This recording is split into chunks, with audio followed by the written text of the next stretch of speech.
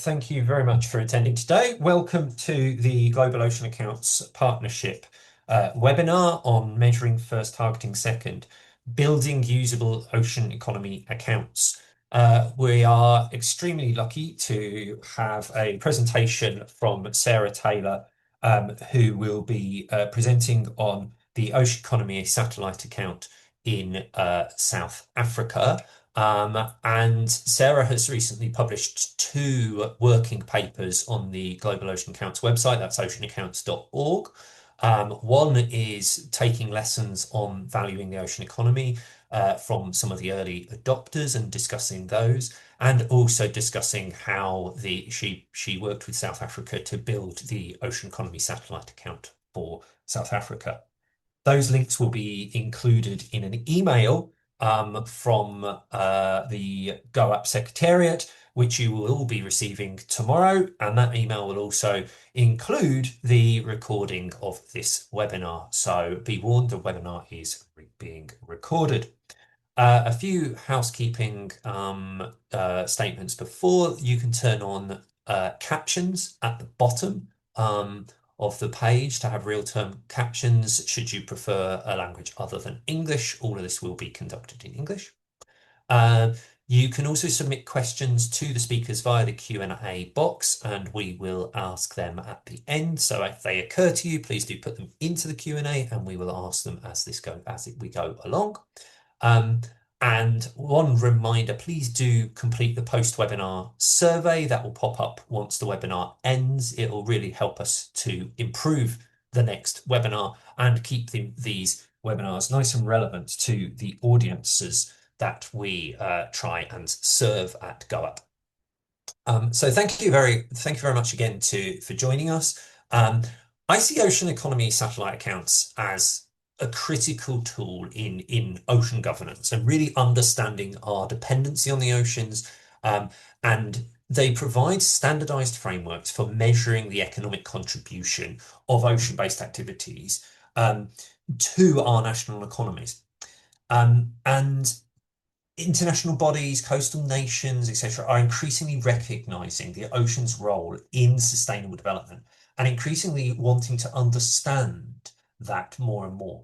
And the Ocean Economy Satellite Accounts approach, which is the economic domain of the wider ocean accounts system, offer a systematic approach to quantifying one's ocean or blue, or however you describe it, value, while trying to track some of those dependencies across nature. They enable policymakers to make evidence-based decisions by revealing those dependencies and understanding the trade-offs between things like economic growth and ocean health, and what can how can you balance some of those trade-offs when you extend them to the environmental accounts as well.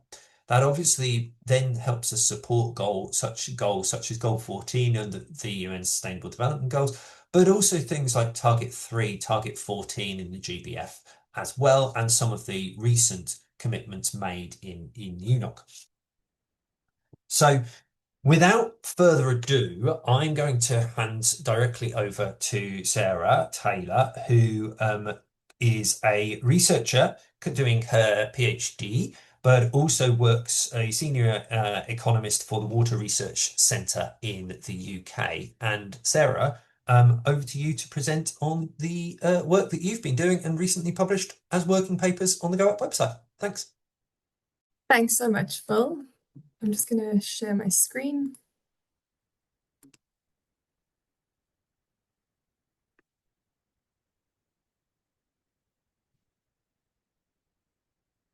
Just checking you can see that presentation. Fantastic. Yes. Thanks again for the intro, Phil. So as mentioned, today we'll be getting stuck into building usable ocean economy satellite accounts. Just a heads up that there are insights drawn from multiple pilot studies across the world for the methodology I'll be chatting through today. But the practical implementation comes from a South African pilot study that we conducted. This pilot was university-led with collaboration from Stats SA, which is our national statistics agency in South Africa. So starting at the end, if you only remember 3 things from today, I want it to be the following points. why these accounts matter, what their usability are, and why they are needed now. Phil has stolen a little bit of my thunder in some of these points, which is good, we're aligned. But just to re-elaborate, why do they matter? I think without these accounts, ocean economic activity is buried in broad industry accounting codes within national accounts. So if we think about fisheries as a broad economic value for both inland and marine fisheries, the ocean economy portion is indistinguishable. So these accounts help expose the ocean economic activity so that we can see what's driving ocean economy growth, incentivizing investments, and importantly, they help us see where the economy depends on ocean resources that are being extracted and utilized. And these are, of course, vulnerable to risk. On usability, these accounts give clear baselines for budgets and policy, as Phil mentioned, showing where to invest and how sectors are performing, while also tracking this element of environmental pressures and dependencies so that hopefully our economic growth of this sector can be balanced with sustainable use of ocean resources over time. And why now? 2030 is the deadline for many of our international ocean and climate goals, and meeting them requires clear, comparable baselines.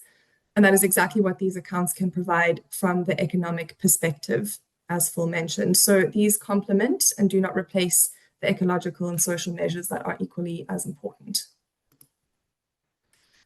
So what is this account exactly? When we say ocean economy satellite account, we don't mean a new set of numbers invented from scratch. This account simply reorganizes the statistics we already trust in the national accounts so that the ocean piece becomes visible. It reports the same system of national account aggregates, such as output, so that the results are directly comparable to our traditional economic indicators like gross domestic product. I think that comparability is the whole point. It lets ocean activity sit at the same decision table as any other sector. So what is this process and how does this actually work in practice? So looking at that little filter icon there, we apply this ocean filter to the existing accounts, and that filter has three lenses. We have an industry lens, which looks at which industries are in scope for our ocean economy. It has a product lens, which goods and services are made for use at sea or made from ocean resources.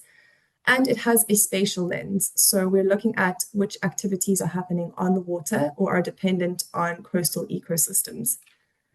So using these lenses, we can then isolate the ocean share inside mixed accounting categories. So where a national accounting code potentially blends ocean and non-ocean activities, like the fisheries example we discussed earlier, we can use these documented partials, which are share estimates, so that those numbers stay consistent with accounting rules. We'll get into this in a moment regarding the partials. So what is the purpose and why does this matter? As mentioned, we stick to the national accounting rules to allow comparability and consistency. And the outcome is a clear baseline. How big each ocean activity is, how it links to jobs and value added, and importantly, how is it changing? So that baseline helps support budgeting, industrial and trade policy, as well as investment decisions.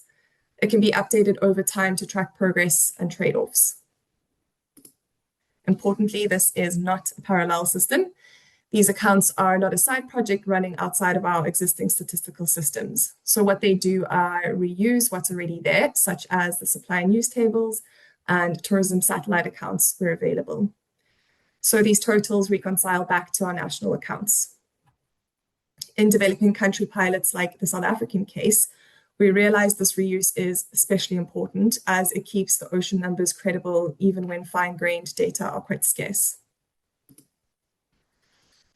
Okay, so a fun roadmap here. What was our process to actually developing one of these accounts? So starting from the left, step one is defining the scope and activity list. So before any numbers and fun maths, we have to start with being explicit about what counts as the ocean economy. In the next slide, I will clarify exactly the scope definition used in the South African pilot study, but I wanted to pause here to explain why this is so important. I think that's because comparison really thrives on these standardized boundaries. So if my coastal tourism includes all accommodation in an entire coastal province due to data issues, and yours only includes businesses within 5 to 10 kilometers from the coastline, our comparable results won't perfectly line up or be perfectly comparable when we try and look at comparing country pilots. But this is not a complete break, as it is recommended to rather start somewhere and fully document any limitations to work on in the future instead of opting for that perfection from the start and never actually starting. So the recommended approach is to clearly document the exclusion or exclusion rules for each of these activity groups, speak about any of these limitations and approach due to data or other issues, and ideally publish a crosswalk from your country's accounting classification codes to the international standard industrial classification code so that we can start being able to have this international comparison. The second step is choosing the accounting frame. So in an ideal world, you would anchor the ocean economy satellite accounts to the supply and use tables because these supply and use tables force output, intermediate consumption, and gross value added to balance by industry and product. This is not always possible when areas of activity don't line up neatly with your latest supply and use table, or they may lack the product detail that you require. We'll discuss this as we reach some hurdles in the South African case study within this domain, but you can then rely on information from, for example, the national production accounts, and for tourism, potentially the tourism satellite account components on the expenditure side. So step 3, we look at identifying mixed industries and design partials. So here is where we mark the places where an accounting code blends ocean and non-ocean activity, such as the fisheries example we spoke about, or tourism, or even mineral extraction. This is where a lot of the hard graft came in and took a lot longer than we thought with the South African pilot. We have to look at building these partials and documenting these shares that split out the ocean piece of that economic activity. Step 4 is compiling these core indicators. So we then calculated the basics, which we identified through other international pilots, are output, intermediate consumption, gross value added, and employment for each of those activity groups that you defined in step 1. Step 5, we start to make sure we're integrating these external sources and reconciling back. So the accounts should be validated through comparison with your industry sources, as well as official statistics, so that we can land up at step 6, which is documenting and interpreting. So ideally, here is where we publish the how, which is a guide on your partials methodology and calculations, discussing your source data. And in the South African pilot study, we added confidence ratings for the trickier partials. So users knew where to fully trust, where to question, and where improvements should be planned. So this can help guide a clear revision policy for moving forward. For South Africa, our scope was as follows to define what we mean by ocean economy. So we looked at production occurring on marine waters or requiring marine inputs. So that's that little red pin. Production whose viability depends on coastal proximity. So that's that purple pin. And lastly, for use at the coast. So these are goods and services intended primarily for use on or in the ocean. But as you see with that green pin, it doesn't necessarily mean they're being produced right on the coast. So now into the nitty-gritty of partials. To make the ocean economy visible inside these broad aggregated industry codes, we need one tool, which is partials. So this picture contains a snapshot of the South African supply and use tables to show some of the aggregated industries that required partial calculations. So it's those cells highlighted in blue. A partial is just a share. It's a ratio that tells us what portion of a mixed industry or product is genuinely ocean related. We use them because many codes blend ocean and non-ocean activity. So if we look at I3 or industry 3 over there as fishing, that's including marine and inland fishing for South Africa. And looking at tourism, you reach similar problems where you have inland and coastal tourism blended together. So based on the Norwegian methodology, for example, I held back from putting the hardcore maths here. It is all involved in the paper if you need more specific details. But we apply this funnel and end up working out the size of the ocean component of a product, which is calculated based on the proportion of the total domestic use the ocean industry as a whole have of a particular product, which helps feed into our ocean economy satellite account.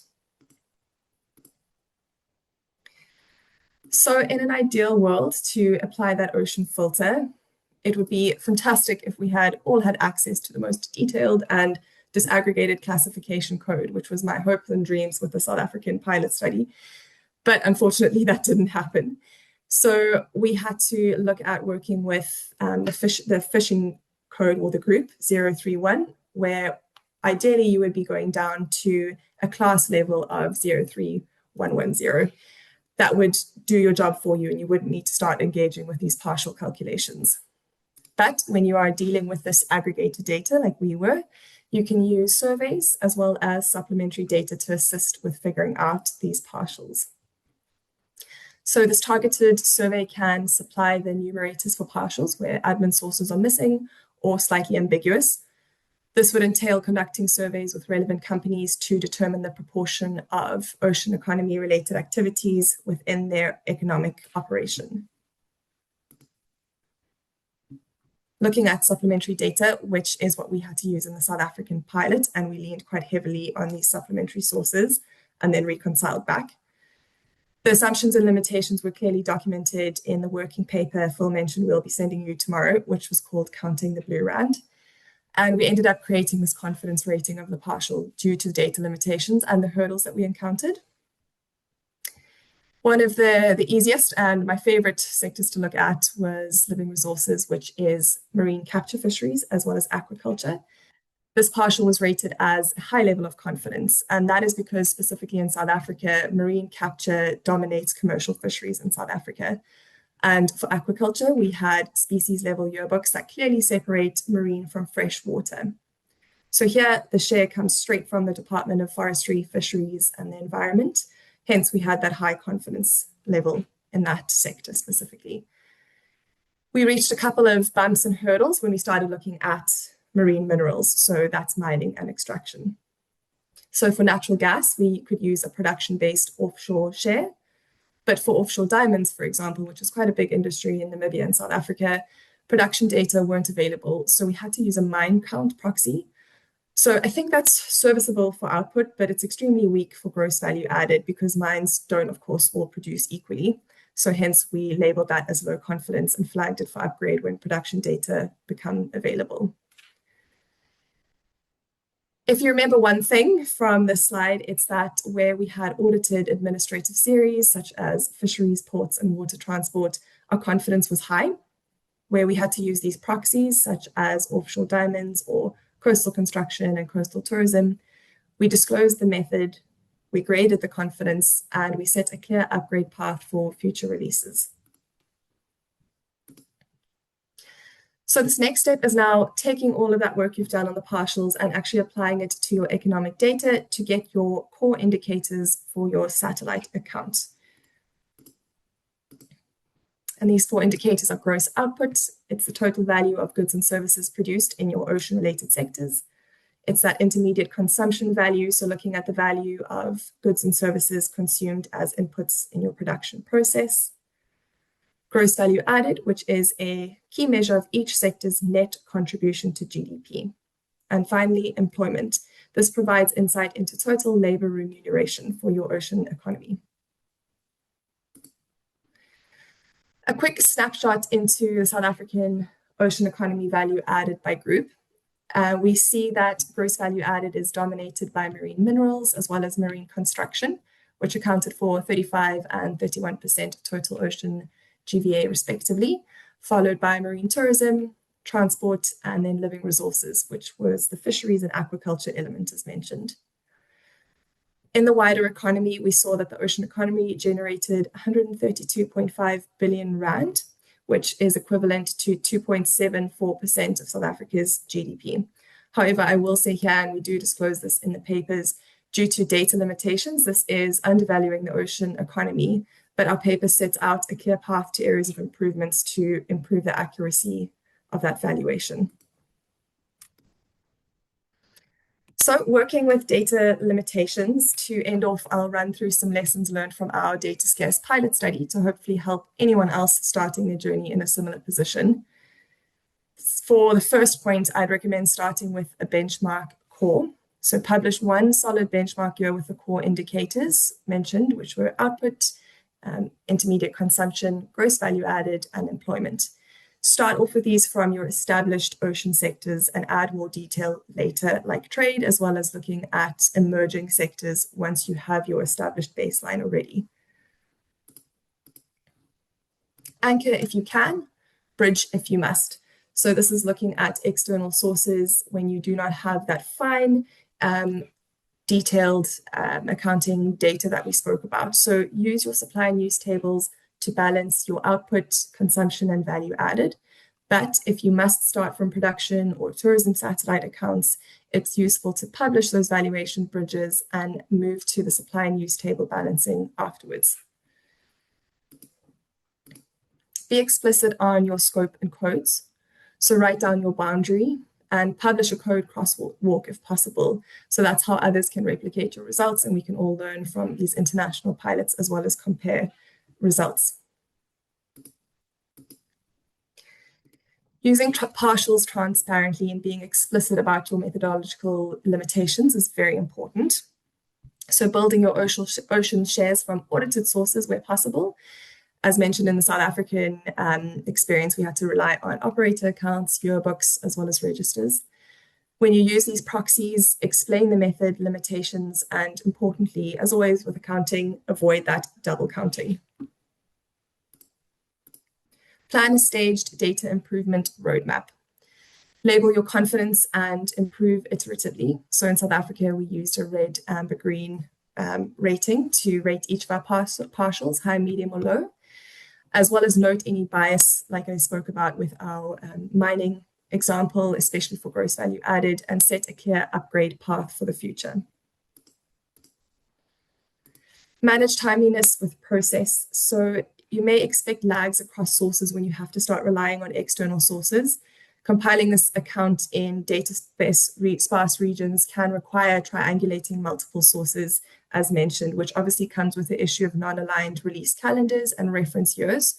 So make explicit time alignment assumptions and mitigate this by publishing a benchmark year account with a clear revision policy, your transparent alignment rules, and staged releases. So start with your core indicators first, followed by those extensions as late data arrive.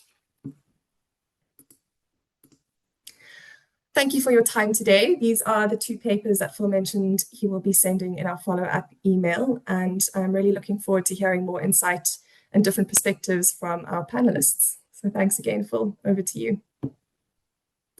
Thank you, Sarah, and congratulations for finishing the South Africa account as well. I know it's taken a lot of hard work. I think it shows that that these accounts can be produced even in some more challenging and data scarce environments. We've seen a similar account also being produced recently and launched by the president of Mozambique. And of course, we've got Belize on the line who are trying to do this. So I think this isn't something that's necessarily unique to developed countries or to countries with extremely detailed data. You've got to start somewhere. That's the sort of, for me, that's the main takeaway. I'm sure others will have other takeaways, but I really see it as you've got to start somewhere in order to get that traction.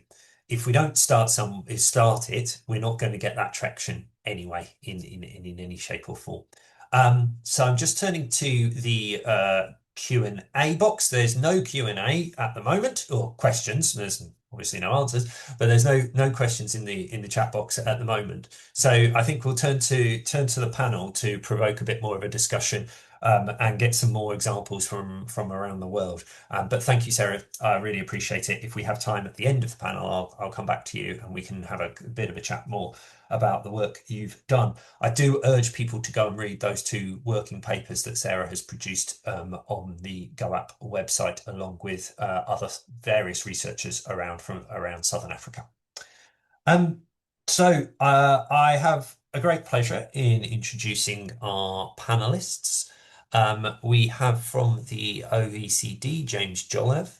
He is an economist and policy analyst in the Director of Science and Technology. James focuses on issues concerning the measurement of the ocean economy and how innovation and technological systems enable more sustainable ocean economic activity. And he's made various publications, one of which I'm going to ask him to talk about a little bit on ocean economy satellite accounts. Um, and it's great to have you here, James. Thank you very, very much. We also are extremely lucky to have Hazel from the Office of National Statistics in the UK, who specialises on natural capital accounts and leads the UK's production of the marine accounts as well. So really interested to hear from the ONS, and it will be the first time I've actually heard Hazel speak on a panel. So I'm very excited for that. And of course, we've got Jeff Day, for a senior statistician from the Statistical Institute of Belize. Now, I'm thrilled to have him here because he's also a Go Up Fellow and is implementing the Belize Ocean Economy Satellite Account within the wider Ocean Accounts project in Belize. So really, really excited to hear the reflections of from a midpoint project. But if we could perhaps start with James. James, I'd like to just refer to a paper that you and Claire Jolly produced on the lessons learned from comparing the ocean economy measurement strategies from various different countries. And I wonder whether that would be a really interesting place to start, if you could give us some insights from that global perspective and possibly the state of the global satellite accounts as well from what you see at the OECD.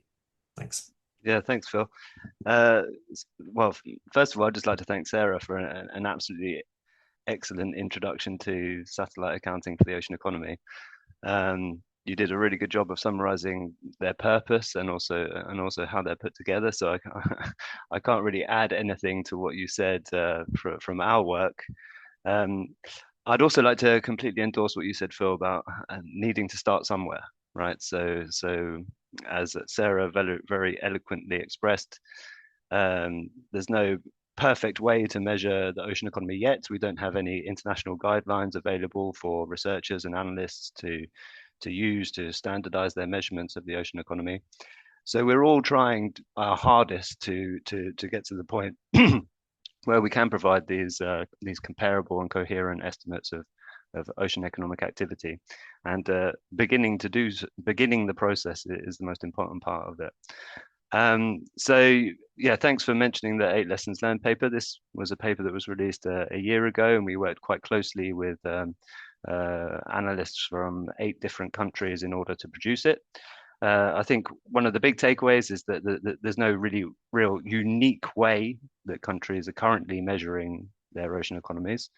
But in general, there is a movement towards thematic accounting. And by thematic accounts, we're talking about measurements of economic activity that meet the standards and guidelines of the system of national accounts.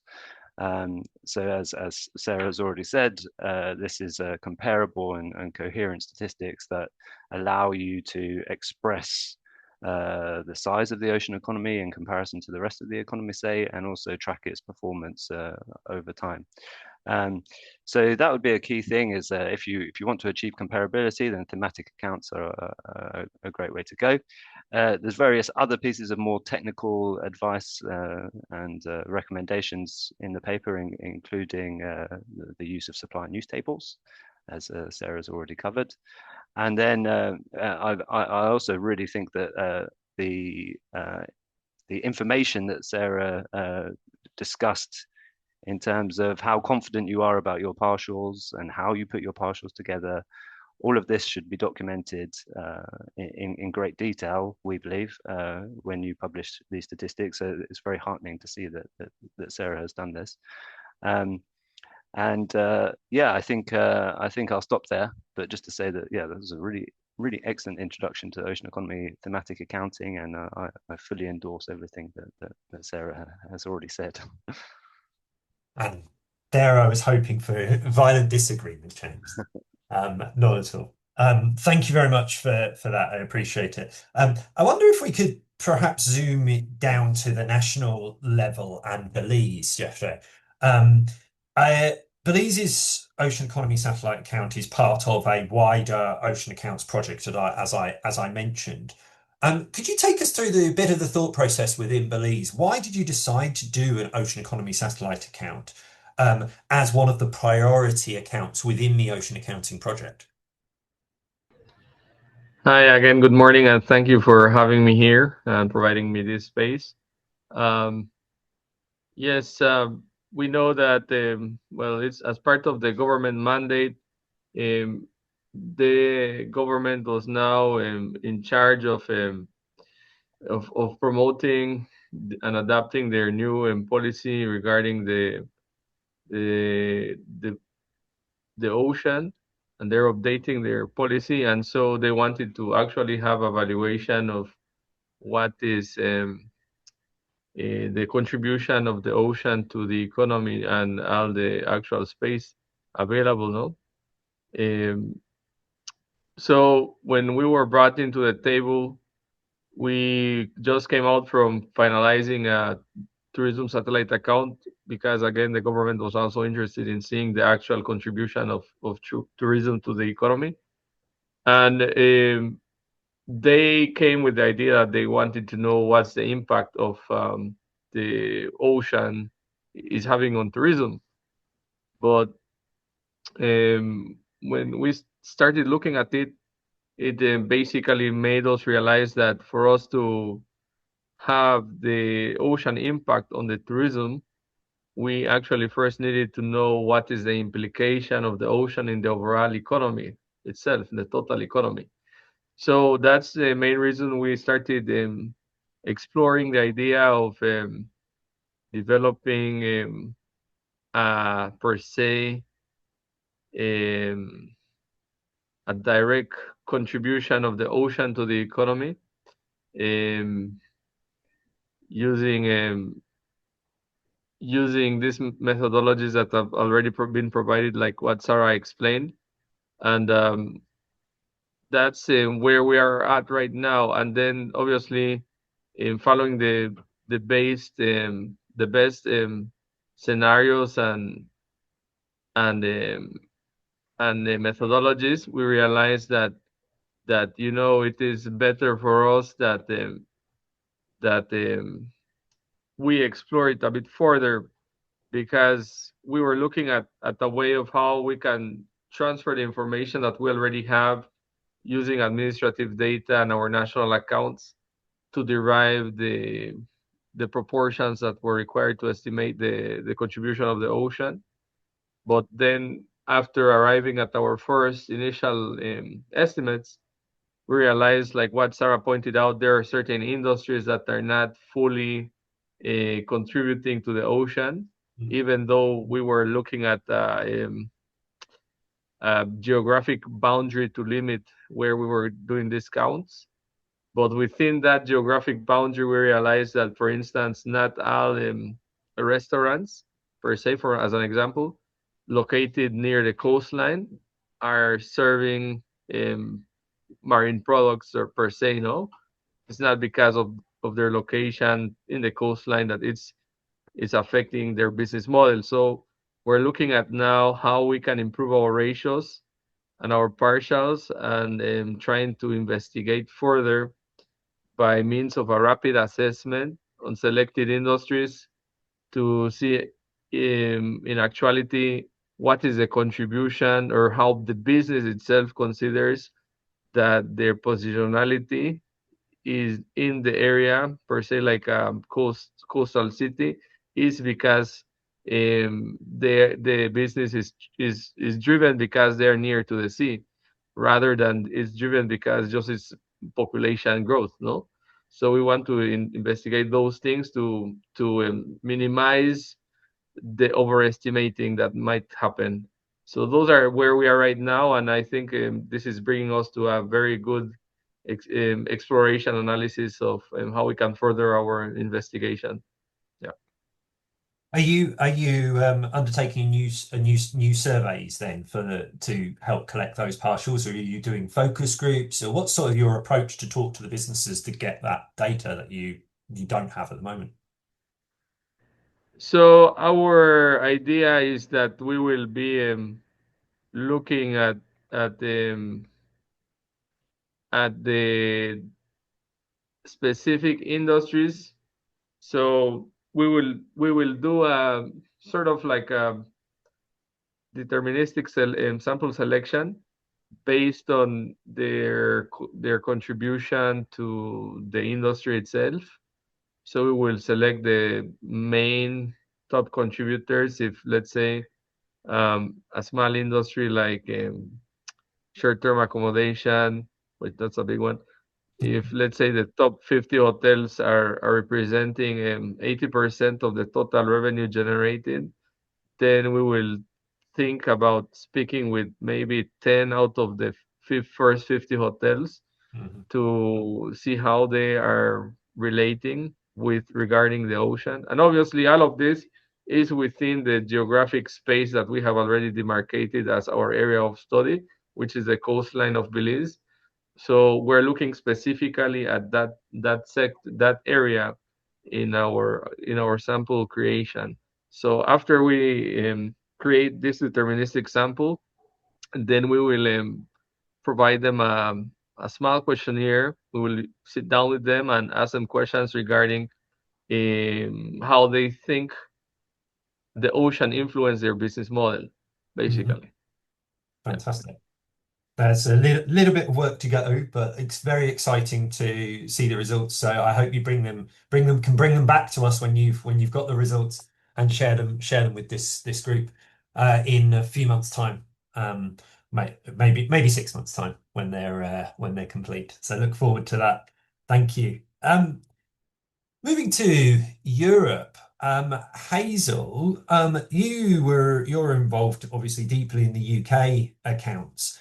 Um, why did the UK choose to undertake marine accounts as they're called in the UK? And what value do you think they have brought to UK sort of decision making? Yeah, thanks, Phil. It's interesting listening to the other people on the panel because listen to there's some similarities and some differences because the for us as an island nation, the marine natural capital accounts are quite important, and the idea is you give a better understanding the benefits that nature provides from the marine environment for decision and policymakers. The idea that nature is not valueless unless there's a price tag stuck on it. Things seem to have no value. So by valuing some of the benefits, it gives us a much better understanding of what nature is doing for us people. And the marine account, which includes coastal margins, also looks at extra data that we don't even have in our annual UK accounts, things like the benefits of coastal protection from natural things like salt marshes. And we look at the carbon sequestration in seagrass. It's storing the carbon for you. And we continue looking to sort of develop ecosystem services as we go along. And also with what we call it, the marine habitat account, the natural capital account, there's additional information there looking at the habitat condition. So the idea being that if a habitat's in good condition, it's providing you better services. For example, you wouldn't want to go and spend recreation time on a beach if it was covered in plastic and pollution. So, and that's so the idea is, better the environment, then better services as people get from that environment. Yeah. So just thinking about the process of production of these accounts, it's always that's one of the main challenges, I suppose, is actually producing them in the first place. Um, the UK have produced their marine accounts 3 or 4 times now, 3 times, I think. I think there was a pilot in 2019, if my memory serves. Um, I'm just interested in what sort of institutional arrangements does the UK have in place that made that regular production feasible, and what lessons can other countries who want to regularly produce these accounts take from the UK experience? If you can, to get data sharing agreements, that's really important. The United Kingdom, we made up of 4 countries, of which England is only one of them. People outside the UK think it's just England, but you've got England, Scotland, Wales, and Northern Ireland. And the environment is what we call it evolved in the UK. So each part of the UK does its own thing. So and slightly different data. So we have data sharing agreements with some of the 4 countries. Others we have an agreement. We just email them. They send us the data. But what's even better is some data we get on things like renewable energies and fish is open access data, so it's there for anyone to see, and that's really important. And what I find really important is the mapping data for the it's the UK's economic zone is classed as a marine area, so that's what we look at, because it's not like a boundary like on land. Oh, as a woodland, it turns into farmland.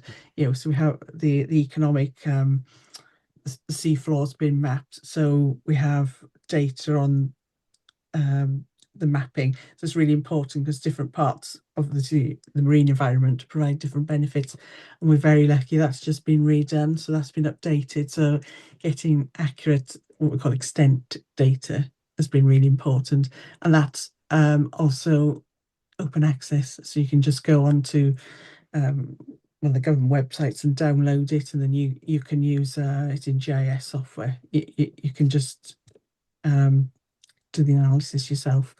So it's been really important getting those agreements if you can. We're trying to get more agreements because we realise people are then more committed to giving you the data on a certain date, because obviously everything's got deadlines. So if you can get on this month, we would like this data, and which is what happened for the marine. I said, if you don't give it to me January, it was this year, it doesn't get published. So it's quite an incentive. They published it then. So it was they made sure their update was there. And letting your data providers know that you use it, because they're obviously keen. Oh, someone's using our data, and then there's more incentive for them to publish it. So really have good engagement with our stakeholders, our data providers. It's quite essential. Yeah. That's a really interesting one, letting you know you use it, because we often talk on the sort of when we're working with social data, communities data and things, it's a big talk of let me make sure that the data goes back to the communities, let them know how it's being used, validate it, etc.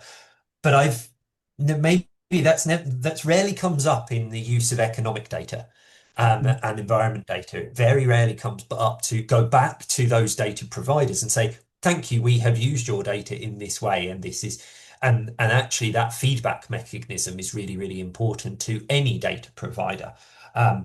I also interesting you comment there about the different countries within the United Kingdom and the different availability and the comparability of those data. So even within national boundaries, there are data comparability problems where perhaps you might not even you expect that to exist. So really, some really interesting thoughts there.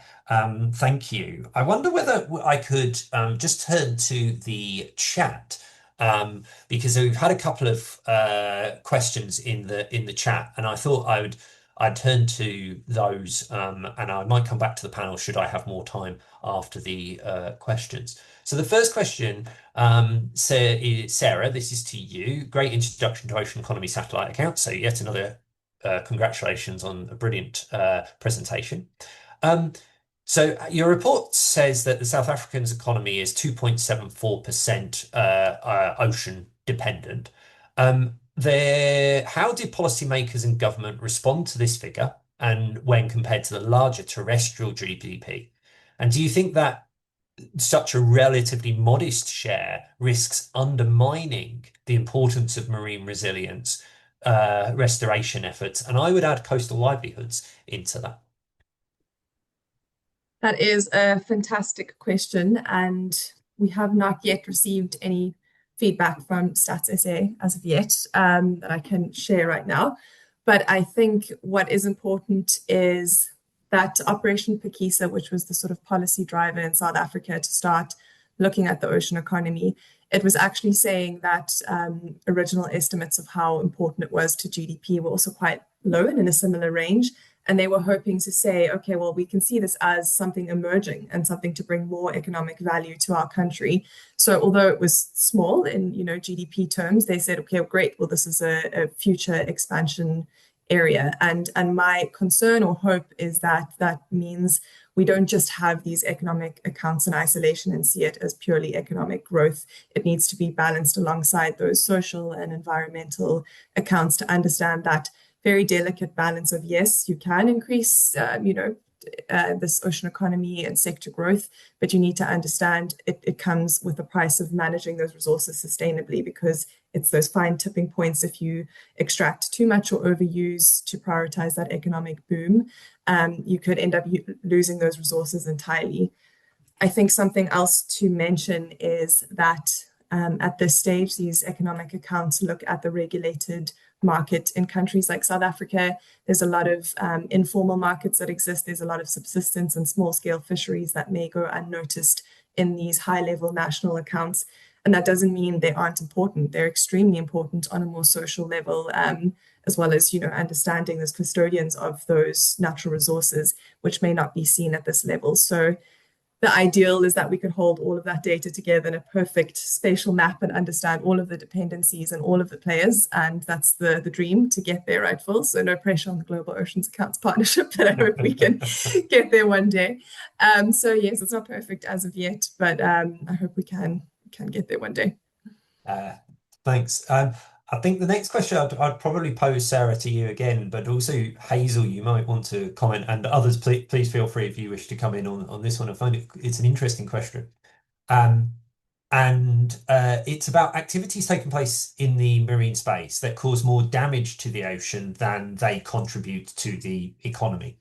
Are these included in the ocean economy? And how do we calculate for their impact? So they're thinking sort of coal-fired power stations, mining, etc. Sarah, I'll come to you first, but perhaps Hazel, you might want to then comment on maybe the oil and gas sector in the UK or somewhere else. Sarah. Yeah, so this is an interesting one for South Africa specifically, because there's a huge planned expansion of offshore oil and gas for the next couple of years. These accounts that I've spoken about today, a slight limitation is that they will only show that economic expansion as that industry starts to derive more economic value, and hence the importance, and hopefully Hazel can speak more to this, of balancing the economic accounts as well as the environmental and social data. Hazel, I'm not sure if you had more insight on how to manage this conundrum.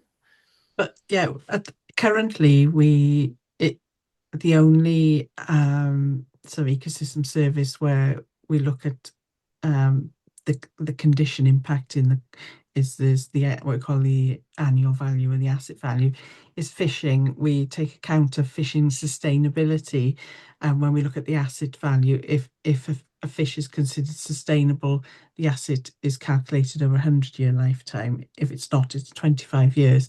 And mackerel has switched in the UK waters from being sustainable to unsustainable, so that did change the valuation. But we are looking at oil and gas. We've got an economics team who are looking at depletion. We a couple of years ago did the first paper on oil and gas looking at depletion, and we've now got a team just started looking at it and how we can incorporate that into the national accounts. So it is recognised, it needs to be addressed. So we're starting work on that, and if any other countries are working on depletion, please do contact us and I can put you in touch with our economist. So we've got a new team of 3 people dedicated to that. And it is recognised, it's not accounted for at the moment. You're taking money from it, but you're also doing damage at the same time. So how do you deal with that is really important. Mm-hmm. Thanks, Hazel. James, I can see you've just come off mute. I assume that's to come in. Please do. Yeah. So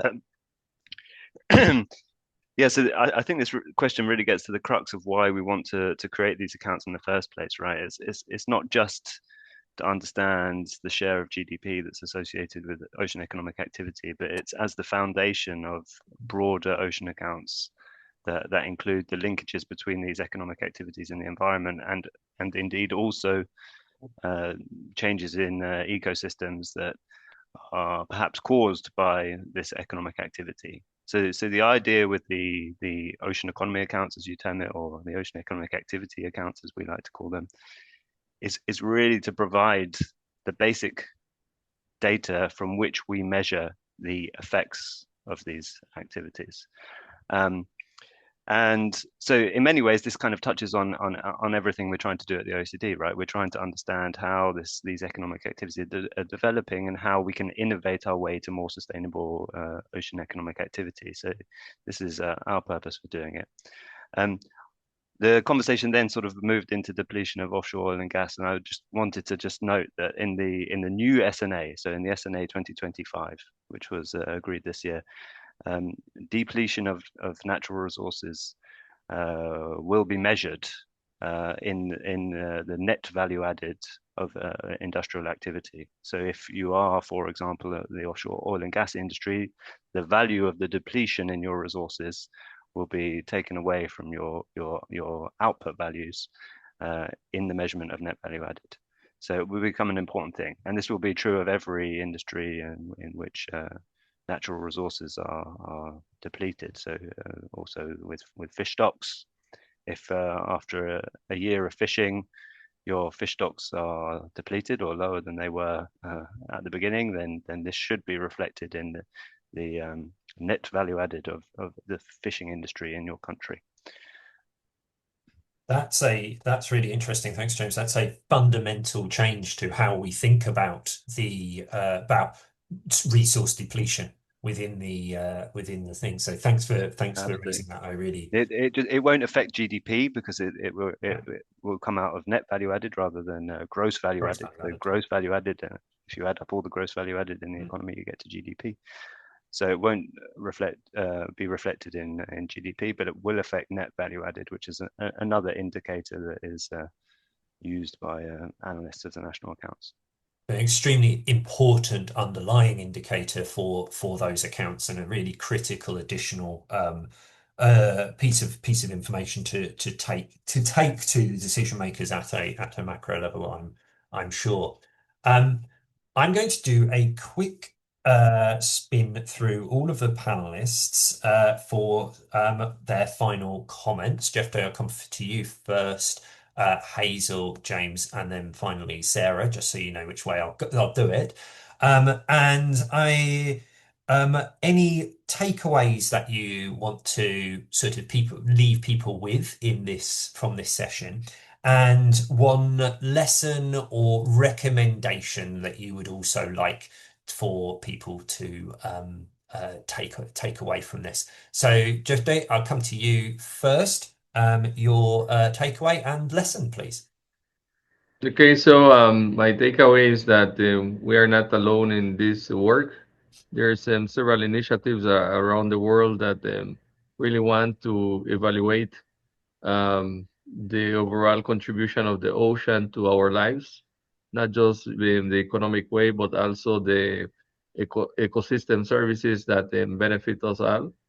And it's a way that when you have information, it will empower us to lobby for the protection and the resilience of the ocean environment and the ocean space. No, what I gathered from this conversation is that I am sort of in the right track of what we're trying to do, and it requires a little work, but so I would advise any other country that would really want to pilot this project to first of all sit down and see what are the aspects that are required to plan properly, beforehand, so that whenever you actually start doing it, you already have it in plan. Like what we are doing now is like reactionary to what we had anticipated. Fantastic. Thank you. Hazel, to you. So my takeaway from this chat really is that we all have data gaps, and how you deal with them is really important. And my sort of final comments would be, for us, it's been really important to develop good quality assurance methods of your analysis, and making sure the data you're presenting is robust and reliable. And as I mentioned, we quite often go back to data providers if we've taken some analysis, we've done our bit to it and gone back and asked, does this look reasonable? And when we've done oil and gas, we have gone back to the North Sea Transition Authority and they made some suggestions. So we found it really important instead of just producing it, then wait for people to comment afterwards. We will go back and ask those questions if we think we're unsure. Does it look reasonable? Have we interpreted it right? So, yeah, use your data providers. Yeah. Super, thank you, Hazel. That's a great takeaway. James, I think I said you'd be next. Do you want to go for yours? Yeah, I think it's good to see that there are efforts to measure ocean economic activity in a consistent and comparable manner, and that these efforts are spreading around the world. Like I said, we see this really as the foundation for much broader accounts that take into account the effects of these activities on the marine environment. So it's really good to see. I think it's also great to hear Sarah talk about the use of supply and use tables, which we really see as a crucial tool for ensuring that you rigorously measure your ocean economy. So yeah, thanks very much for inviting me. Thanks, James. Appreciate it. And Sarah, the last word from the panel from you. Sure. I think a big takeaway is to keep sharing your methodology and your challenges. I think it would have been a lot more helpful when we started our pilot to have access to more data, and hopefully through the Global Oceans Accounts Partnership, I can see it's helping centralize all of this information. So just keep sharing and keep collaborating. I think it's a fantastic start, and we have some way to go, but we've got to start somewhere, as James agrees. So yeah, hopefully looking forward to seeing more pilots in the future. Fantastic. Thank you, Sarah. I always like asking other people for their key takeaways rather than me as the chair going through all my key takeaways. I think it's a dereliction of my duty, but I think it's far more interesting to see other people's ideas. All that's left to me is thank you to all of the panel, and thank you, Sarah, for a very detailed yet incredibly engaging presentation on the development of the South African accounts. I urge everybody to go to the GoUp website and have a look at the documents, the working papers that have been published there. And please also do keep an eye out for other webinars advertised on our LinkedIn pages and various other social media pages, and through our mailing list. If you want to join that, please do so via the website.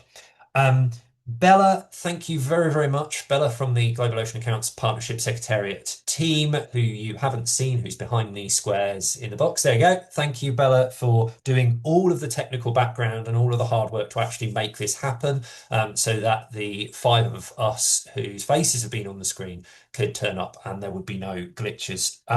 Bella will send out an email to everybody tomorrow with the recording and the various different links to the various different documents that we have discussed. So you will be able to see a recording of this online in not such short order. And I think that's probably about it from me. So thank you very much again for everybody who attended. Please do get in touch with us should you want more information. And please do keep sharing your lessons and lessons learned on these ocean economy satellite accounts and all other ocean accounting domains. If I don't speak to you before, please have a great holiday period. I hope you'll get some rest over that period. All the best. Thank you, everybody, and thank you to the panel again. Bye bye.